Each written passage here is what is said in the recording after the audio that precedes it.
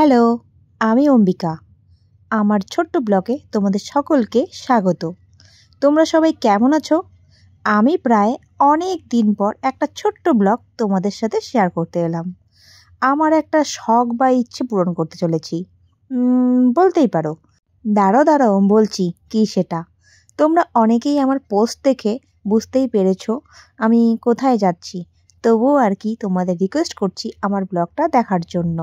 তো আমি সেদিন গিয়েছিলাম আমার একটা ইচ্ছে বা শখ, ওই স্কুটি কিনতে। এই তো বলতে বলতেই পৌঁছে গেলাম শোরুমে।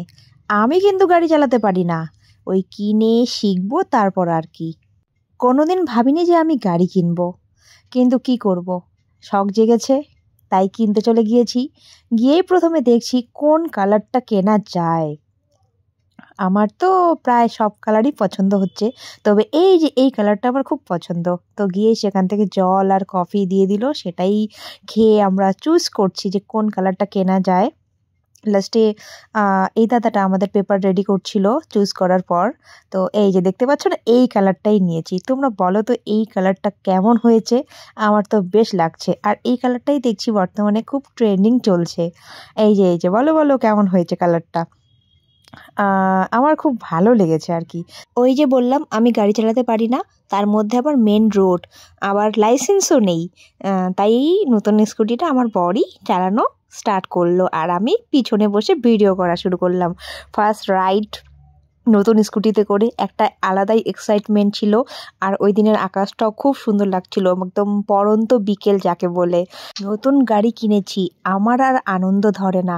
আমাকে দেখলেই তোমরা বুঝতে পারবে। শোরুম থেকে বেরোতে বেরোতে আমাদের বিকেল গড়িয়ে প্রায় সন্ধে নেমে গেছিলো। আর গাড়ি কিনে তো সোজা ঘরে ঢোকানো পসিবল না, তাই ভাবলাম দুজনে মিলে একটু পুজো দিয়ে আনি। তাই সোজা মন্দিরে চলে গিয়েছিলাম, সেখানে একজন ব্রাহ্মণ ছিলেন, ওনাকে দিয়ে গাড়িটা পুজো করিয়ে নিলাম। কারণ নতুন গাড়ি পুজো না দিলে হয়? সত্যি বলতে আমি কোনোদিন ভাবিনি যে আমি নিজে স্কুটি কিনবো।